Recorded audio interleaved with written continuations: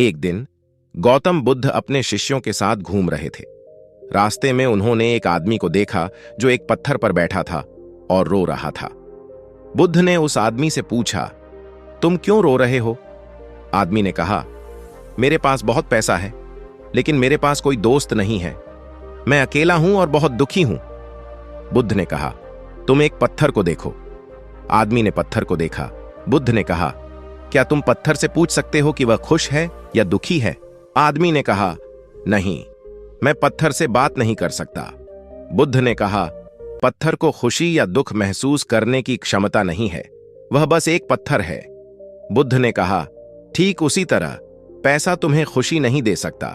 पैसा सिर्फ एक वस्तु है, यह खुशी या दुख नहीं ला सकता। बुद्ध ने कहा, वास्तविक खुशी दोस्ती में मिलती है। जब तुम दूसरों से जुड़ते हो तो तुम खुश होते हो। बुद्ध ने आदमी को अपने शिष्यों के साथ रहने के लिए कहा। आदमी ने बुद्ध की बात मानी और उसके साथ रहने लगा। वह जल्द ही अपने नए दोस्तों के साथ खुश हो गया। शिक्षा इस कहानी से हमें यह सीख मिलती है कि पैसा वास्तविक खुशी नहीं ला सकता। वास्तविक खुशी दोस्ती में मिलती है। एक छोटे से गांव में दो भाई रहते थे। बड़ा भाई, जिसका नाम राजेश था, स्वस्थ और दृष्टिवान था। छोटा भाई, जिसका नाम राकेश था, जन्म से अंधा था। राजेश अपने छोटे भाई से बहुत प्यार करता था और हमेशा उसकी मदद करता था। जब राकेश स्कूल जाने लगा तो राजेश उसे हर दिन स्कूल ले जाता था। राजेश राकेश को स्कूल में पढ़ाई में मदद करता था और उसे खेलों में भी सहयोग करता था। राकेश एक बहुत ही मेहनती और बुद्धिमान लड़का था। वह अपनी कक्षा में हमेशा प्रथम आता था। जब राकेश बड़ा हुआ तो उसने इंजीनियरिंग की पढ़ाई करने का फैसला किया। राजेश ने उसे पढ़ाई में बहुत मदद की। राकेश इंजीनियरिंग की पढ़ाई में सफल रहा और एक कंपनी में नौकरी पाया। राकेश ने अपनी नौकरी में बहुत अच्छा प्रदर्शन किया। वह एक बहुत ही प्रतिभाशाली इंजीनियर था। उसे कंपनी में जल्द ही प्रमोशन मिला। राकेश ने अपनी मेहनत और लगन से सबको प्रभावित किया। राकेश की कहानी एक प्रेरणादायक कहानी है। यह दिखाती है कि किसी भी बाधा को पार किया जा सकता है। राकेश ने अपने अंधेपन को अपनी सफलता में बाधा नहीं बनने दिया। वह एक उदाहरण है कि कैसे एक व्यक्ति अपने सपनों को पूरा कर सकता है, चाहे उसकी कोई भी शारीरिक या मानसिक बाधा हो। राकेश की कहानी हमें यह भी सिखाती है कि परिवार का समर्थन बहुत महत्वपूर्ण है। राजेश ने हमेशा अपने छोटे भाई का समर्थन किया। वह राकेश के लिए एक प्रेरणा रहा। यदि आपके पास कोई दिव्यांग भाई या बहन है तो उन्हें कभी भी हार न मानने दें। उन्हें बताएं कि आप हमेशा उनके साथ हैं।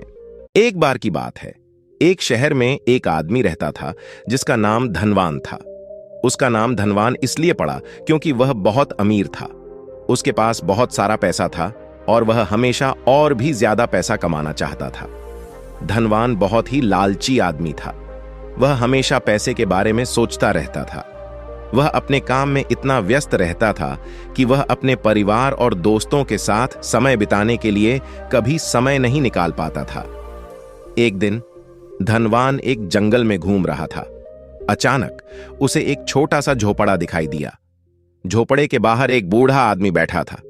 धनवान ने बूढ़े आदमी से पूछा, तुम कौन हो? बूढ़े आदमी ने कहा, मैं एक साधु हूं। धनवान ने कहा, तुम यहां क्या कर रहे हो?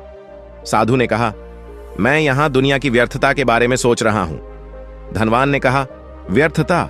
मैं समझा नहीं। साधु ने कहा, देखो, तुम बहुत अमीर हो, तुम्हारे पास बहुत सारा पैसा है, लेकिन क्या तुम खुश हो? धनवान ने सोचा और कहा, नहीं, मैं खुश नहीं हूं। मैं हमेशा और भी ज्यादा पैसा कमाना चाहता हूं। साधु ने कहा, देखो, पैसा एक साधन है, यह एक लक्ष्य नहीं है। अगर तुम पैसे के पीछे भागते रहोगे तो तुम कभी खुश नहीं हो पाओगे। धनवान को साधु की बात समझ में आई। वह साधु से माफी मांगी और कहा, मैं अब पैसे के बारे में नहीं सोचूंगा। मैं अपने परिवार और दोस्तों के साथ समय बिताने लगूंगा। धनवान ने साधु की बात मानी और वह अपने जीवन में बदलाव लाया। वह अपने परिवार और दोस्तों के साथ समय बिताने लगा। वह अपनी नौकरी में भी बेहतरीन बन गया।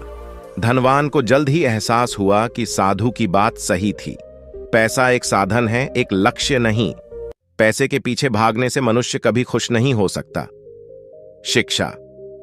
पैसा एक साधन है, एक लक्ष्य नहीं।